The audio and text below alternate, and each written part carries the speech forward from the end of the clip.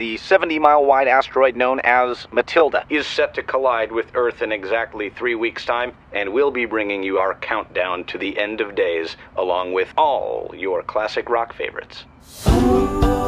The film is about Dodge Peterson, who is facing the end of the world and trying to make sense of it. What are you doing with the rest of your life? Catching up on some me time, find God, maybe move around some chairs. That's actually kind of what the film's about, having to deal with the fact that in about 20 days something's going to hit the Earth and it's all going to explode. I always wanted to tell the story of relationships and basically what you just do with that time that you have. You okay? No!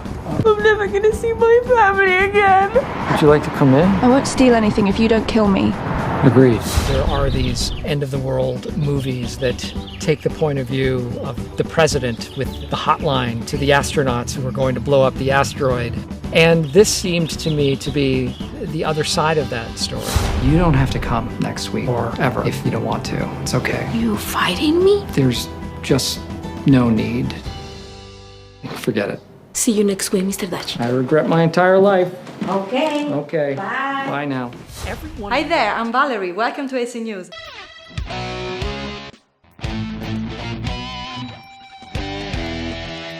Here's today's video clip. Movie news are coming up. Crazy. Some people lose their minds. Everybody run!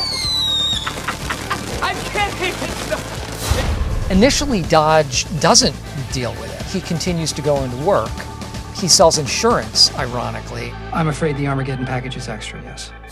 Well, that protects you and your family against any sort of apocalyptic disaster drawbacks.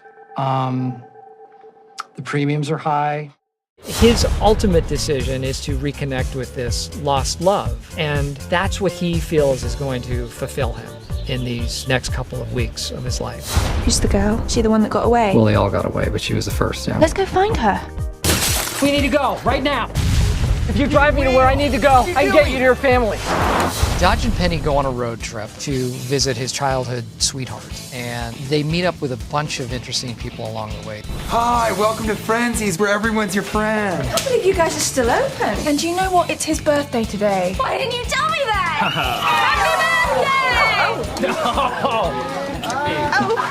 Happy birthday! Yeah, we should go. I've loved working with Steve. He is so funny. But he's not funny in a frightening way. You know how you can get kind of a bit scared of incredibly funny people? He's not like that at all. He's lovely.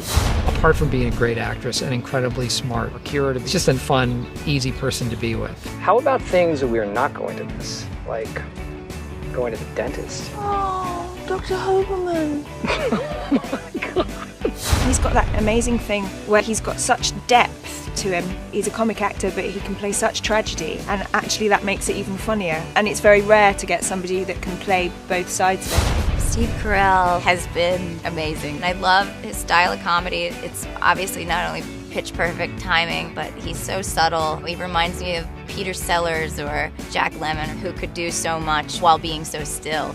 Every few days we have this new guest star. We've got Rob Corddry and Connie Britton and Derek Luke and Patton Oswalt. Single guys like us, I mean, we gotta grab this thing. We gotta, you know? No, I don't. I don't.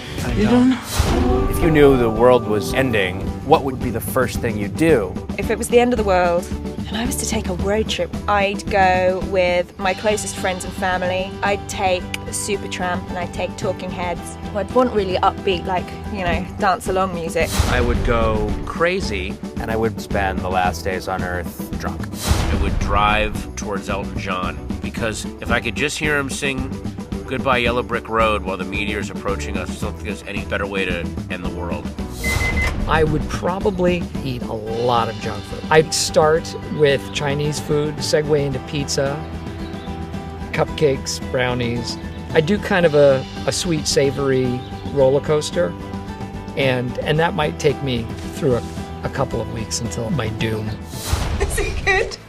As fun as a donut. Actor James Bay Jail has joined the cast of Iron Man 3 in Cold Blood's footsteps, the USA Army Lieutenant Colonel Eric Savin. In the comic book story, after blowing his body to pieces, Cold Blood comes back to life as a cyborg and freelance as a mercenary, but always for good. The movie should come out May 3rd, 2013, starting to shoot in North Carolina this May. The cast has some old appearances, but also new ones. Robert Downey Jr., Scarlett Johansson, Gwyneth Paltrow, Don Cheadle, Guy Pearce, Ben Kingsley, and Jessica Chastain. That's all for today. See you next time.